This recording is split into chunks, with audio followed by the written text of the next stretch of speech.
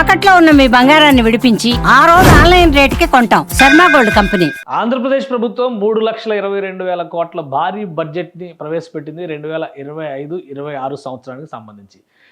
కూటమి ప్రభుత్వం ఏర్పడిన తర్వాత ఇదే మొదటి బడ్జెట్. అసలు రూపాయి ఎక్కడి నుంచి వస్తుంది, ఎలా పోతుంది, అలానే అప్పుల విషయంలో అప్పుల ఊబిలో ఆంధ్రప్రదేశ్ కూరుకుపోయిందని చెబుతున్నటువంటి క్రమంలో ఈ బడ్జెట్లో కూటమి ప్రభుత్వం ప్రాధాన్యత అంశాలని ఏ విధంగా గుర్తించింది, దాని సారాంశాన్ని ఒకసారి పరిశీలించేటువంటి ప్రయత్నం చేద్దాం. ఏపీ సర్కార్ బడ్జెట్కి సంబంధించినటువంటి ఫైనల్ స్టేట్మెంట్ ఇది. మొత్తం ఎలకేషన్స్కి సంబంధించి కూడా డేటా ఇచ్చారు, సెక్టార్ వైజ్ ఎలకేషన్స్, అలానే లాస్ట్ ఇయర్ ఎక్స్పెండిచర్స్, ఈ ఇయర్ టోటల్ బడ్జెట్ ఏ విధంగా జరిగింది, రెవెన్యూ ప్లస్ క్యాపిటల్ ఇవన్నీ కూడా సపరేషన్తో ఉంది. మొత్తం total budget, size of the budget ఒకసారి మనం పరిశీలించి చూస్తే గతంలో ఇచ్చినటువంటి బడ్జెట్ కంటే, అంటే 2024-25 సంవత్సరానికి ఇచ్చినటువంటి బడ్జెట్ కంటే కూడా ఈ బడ్జెట్ దాదాపు ఒక 40,000 కోట్లు పెరిగినట్టుగా కనిపిస్తుంది. ఇది ఆంధ్రప్రదేశ్ బడ్జెట్కి సంబంధించి ఈ సంవత్సరం 2025-26కి సంబంధించినటువంటి ఫుల్ బడ్జెట్ స్టేట్మెంట్.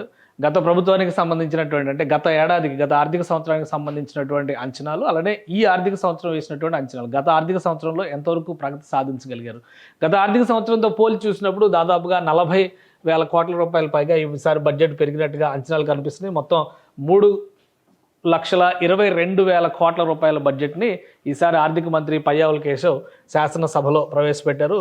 ఇదే బడ్జెట్ కాపీని శాసన మండలిలో మున్సిపల్ శాఖ మంత్రి నారాయణ చదువుతున్నారు. సో ఇక్కడ చూస్తే కనుక 3,22,359.33 కోట్లతో ఫుల్ బడ్జెట్ ఆంధ్రప్రదేశ్ ప్రభుత్వం ప్రవేశపెట్టింది. గత ఏడాది బడ్జెట్తో చూస్తే 2,74,607 కోట్లు కనిపిస్తుంది. సో ఆల్మోస్ట్ ఒక 40,000 కోట్ల వరకు పెంపుదల కనిపిస్తుంది. అయితే వివిధ సెక్టార్లకు సంబంధించినటువంటి కేటాయింపులు జరిగినాయి. ఈ కేటాయింపులు ఏ విధంగా ఉన్నాయి, ఎందుకంటే ఎలకేషన్స్ చాలా ఇంపార్టెంట్. ఒక విధంగా చెప్పాలంటే కూటమి ప్రభుత్వం ఏర్పడిన తర్వాత ఇది ఫుల్ బడ్జెట్. సో ఈ ఫుల్ బడ్జెట్లో ప్రాధాన్యత రంగాల్ని ఏ విధంగా తీసుకుంది రాష్ట్ర ప్రభుత్వం ఒకసారి విశ్లేషించేటువంటి ప్రయత్నం చేద్దాం. సెక్టార్ వైజ్ ఎలకేషన్స్ చూస్తే ఎక్కువ ప్రాధాన్యం కనిపిస్తుంది ఎడ్యుకేషన్ సెక్టర్. ఎందుకంటే స్కూల్ ఎడ్యుకేషన్లో విప్లవాత్మకమైనటువంటి సంస్కరణలు తీసుకురాబోతున్నామని చెప్పని ఆంధ్రప్రదేశ్ ప్రభుత్వం ప్రకటించింది. దానికి అనుగుణంగానే 31,000 కోట్ల రూపాయలని స్కూల్ ఎడ్యుకేషన్లో 31,806 కోట్ల రూపాయలని కేటాయించింది రాష్ట్ర ప్రభుత్వం ఈ బడ్జెట్లో. అలానే బీసీ వెల్ఫేర్కి సంబంధించి కూడా రెండవ పెద్ద గణాంకం కనిపిస్తుంది.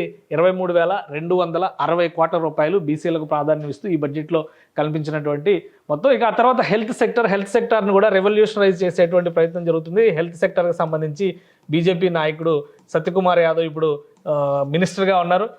ఆయన ప్రాతినిధ్యం వహిస్తున్నటువంటి దీనికి ప్లస్ 25 లక్షల రూపాయలని ఆర్థిక భరోసాగా ఒక రకంగా ఇన్సూరెన్స్ స్కీమ్ కింద అందించాలనేటువంటి నిర్ణయానికి రాష్ట్ర ప్రభుత్వం వచ్చింది. గత ఎన్నికల హామీ.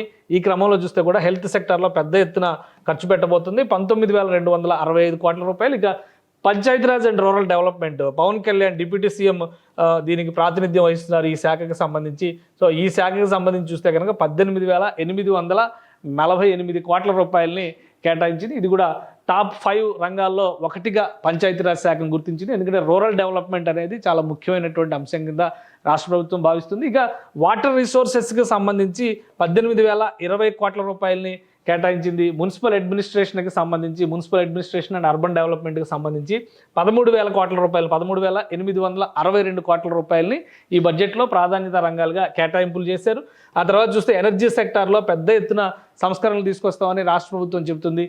13,600 కోట్ల రూపాయలని ఎనర్జీ సెక్టర్ కేటాయించారు. వ్యవసాయ రంగానికి చూస్తే 11,636 కోట్ల రూపాయలని కేటాయించారు. ఇక సామాజిక సంక్షేమానికి సంబంధించినటువంటి అంశాలు 10,999 కోట్ల రూపాయలని కేటాయించింది. ఈడబ్ల్యూఎస్ వెల్ఫేర్కి సంబంధించి 10,619 కోట్ల రూపాయలు, రవాణా శాఖకి సంబంధించి 8,785 కోట్ల రూపాయలని రాష్ట్ర ప్రభుత్వం ప్రాధాన్యత రంగాల్లో పెట్టింది. ఇది సెక్టార్ వైజ్ ఎలకేషన్ పరంగా చూస్తే ఏపీ సర్కార్ ఇచ్చినటువంటి ప్రాధాన్యం. ఇంకా దీనిలో కూడా ఒక టోటల్ బడ్జెట్ని ఒక 3 విభాగాలుగా రాష్ట్ర ప్రభుత్వం విభజించుకుంది. సో ఆ విభాగాలు ఏంటి అనేది ఒకసారి మనం పరిశీలించేటువంటి ప్రయత్నం చేద్దాం. అందులో ప్రాధాన్యత రంగాలను కూడా డిసైడ్ చేసింది. సోషల్ సర్వీసెస్ సెక్టార్కి ప్రాధాన్యత ఎక్కువ ఇచ్చింది. 43% రాష్ట్ర ప్రభుత్వం కేటాయింపులో 43% సోషల్ సర్వీస్ సెక్టార్కే ఇచ్చింది. అంటే సామాజిక పెన్షన్ల దగ్గర నుంచి అనేక ఇతర అంశాలు ఇందులో ముడిపడి ఉన్నాయి. వాటన్నింటిని బట్టి చూస్తే కనుక ఈ రంగాన్ని ప్రథమ ప్రాధాన్యత రంగంగా రాష్ట్ర ప్రభుత్వం గుర్తించింది. ఇక జనరల్ సర్వీసెస్ సంబంధించి 31%, ఎకనామిక్ సర్వీసెస్ సంబంధించి 26%. ఇవి ప్రాధాన్యత ఉన్నటువంటి సెక్టార్లుగా రాష్ట్ర ప్రభుత్వం విభజించుకుంది. ఇక రూపాయి రాక పోక వైపు నుంచి కూడా మనం చూడాలి. రెవెన్యూ ఎక్స్పెండిచర్కి సంబంధించినటువంటి రేషియోస్, షేర్స్ ఇవన్నీ కూడా క్లియర్గా డయాగ్రామ్స్తో సహా రాష్ట్ర ప్రభుత్వం ఈ బడ్జెట్లో పెట్టింది. ప్రతిసారి పాటించేటువంటి ఆనవాయితీనే. అయితే ప్రాధాన్యత రంగాల విషయంలోనే రాష్ట్ర ప్రభుత్వం ఇచ్చినటువంటి డేటా ఇంట్రెస్టింగ్గా ఉంది.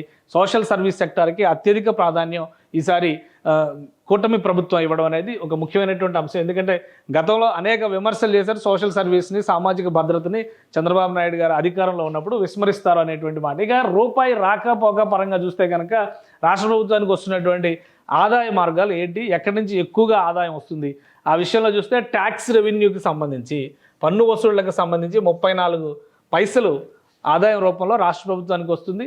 ఆ తర్వాత చాలా ముఖ్యమైనటువంటి అంశం ఇక్కడ తెలుసుకోవాల్సింది ఏంటంటే open market loan and other liabilities, ఇవే 32 పైసలు ఉన్నాయి. సో వీటికి రెవెన్యూ వచ్చేటువంటి మార్గంలో ఏ విధంగా వస్తుంది అనేటువంటి విషయంలో అప్పుల మీద ఎక్కువ ఆధారపడాల్సినటువంటి పరిస్థితి కనిపిస్తుంది. ఆల్మోస్ట్ ఈక్వల్ అనమాట. ఓన్లీ 2% మాత్రమే, 2 పైసా మాత్రమే డిఫరెన్స్ ఉంది. సో 2 పైసా డిఫరెన్స్ అనేది పెద్ద ఇంపాక్ట్ చూపించేటువంటి అంశం కాదు. ఇక కేంద్రం ఇచ్చేటువంటి సెంట్రల్ ట్యాక్సెస్ షేర్ విషయంలో 18 పైసలు కేంద్ర ప్రభుత్వం నుంచి వచ్చేటువంటి రాష్ట్ర పన్నుల వాటా రూపంలో వస్తుంది. ఆ తర్వాత గ్రాంట్ ఇన్ ఎయిడ్ రూపంలో కూడా ఒక 10 పైసల్ని రాష్ట్ర ప్రభుత్వం సంపాదించుకోగలుగుతుంది. నాన్ ట్యాక్స్ రెవెన్యూస్లో 6 పైసలు ఆదాయంగా వస్తుంది. మొత్తం రూపాయి రాక విషయంలో ఆంధ్రప్రదేశ్ ప్రభుత్వానికి కనిపిస్తున్నటువంటి మార్గాలు ఇవి మాత్రమే.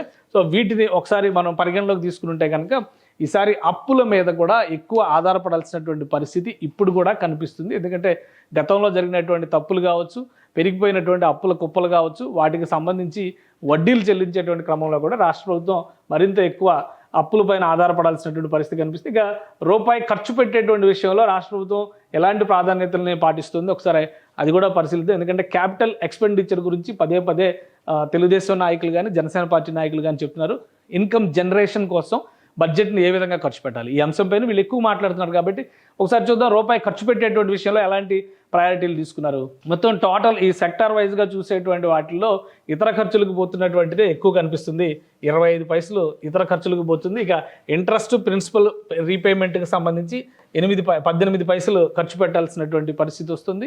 అంటే ఆల్రెడీ దాదాపు 9 లక్షల కోట్లు, 10 లక్షల కోట్లు రుణాలు ఉన్నాయంటారు. ప్రభుత్వం వాటికి ఇంట్రెస్టులు పే చేస్తుంది. కొన్ని యాజ్ పర్ ద అగ్రిమెంట్స్ కొన్ని రీపేమెంట్ చేయాల్సినటువంటి లోన్స్ కూడా ఉంటాయి. ఆ పేమెంట్స్ అన్ని చూస్తే కనుక 18 పైసలు ఈ చెల్లింపులకే పోతున్నటువంటి పరిస్థితి ఉంది. ఇక వెల్ఫేర్ రంగానికి, సంక్షేమ రంగానికి 18 పైసలు ఖర్చు చేస్తుంది. ఎడ్యుకేషన్ మీద 11 పైసలు ఖర్చు చేస్తుంది. హెల్త్ సెక్టర్ మీద 6 పైసలు ఖర్చు చేస్తుంది. పంచాయతీరాజ్ రూరల్ డెవలప్మెంట్ మీద 6 పైసలు ఖర్చు చేస్తుంది.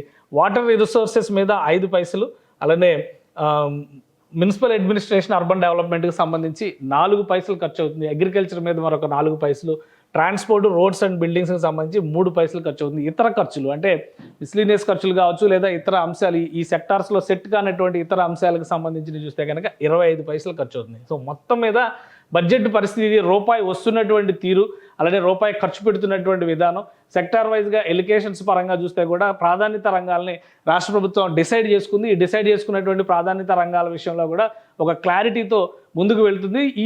ఈ బడ్జెట్ కేటాయింపుల్లో ఒక ప్రత్యేకమైనటువంటి అనౌన్స్మెంట్స్, అంటే ప్రత్యేకమైనటువంటి కొన్ని అంశాలను కూడా రాష్ట్ర ప్రభుత్వం పొందుపరిచింది. ఒకసారి ఆ అంశాలు ఏంటంటే స్కీమ్స్ వైజ్గా కూడా వాటికి ప్రత్యేక ప్రాధాన్యత ఇచ్చింది. వీటన్నిటికీ కలిపి 10 సూత్రాలు అనేటువంటి పేరు పెట్టింది. ఆ 10 సూత్రాల గురించి కూడా మనం తెలుసుకునేటువంటి ప్రయత్నం చేద్దాం. కానీ ఓవరాల్గా బడ్జెట్ సినారియో చూస్తే కనుక మొత్తం మీద 3,22,000 కోట్ల రూపాయలకు సంబంధించినటువంటి బడ్జెట్ ఈ 25-26 ఆర్థిక సంవత్సరానికి సంబంధించి ఫోర్కాస్ట్ బడ్జెట్ కింద ఆంధ్రప్రదేశ్ ప్రభుత్వం ఈ ఆర్థిక సంవత్సరానికి ప్రవేశపెట్టింది. ఈ లక్ష్యాలను సాధించే దిశగా కొన్ని అంశాలను కూడా ఇందులో ప్రతిపాదించారు. ఆ అంశాలను విడిగా విశ్లేషించేటువంటి ప్రయత్నం చేద్దాం. సుమన్ టీవీలో మీ పర్సనల్ అండ్ బిజినెస్ ప్రమోషన్స్ కోసం కింది నెంబర్కి కాంటాక్ట్ చేయండి.